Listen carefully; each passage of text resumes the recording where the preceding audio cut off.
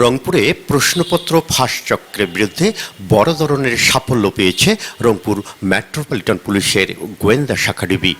এ ঘটনায় চক্রের ৬ সদস্যকে গ্রেপ্তার করা হয়েছে। শনিবার ডিবি কার্যালয়ে আয়োজিত এক সংবাদ সম্মেলনে এ তথ্য জানান পুলিশ কর্মকর্তারা। পুলিশ জানায়, গোপন সংবাদের ভিত্তিতে অভিযান চালিয়ে ধাপ এলাকা থেকে ওই চক্রের সদস্যদেরকে আটক করা হয়।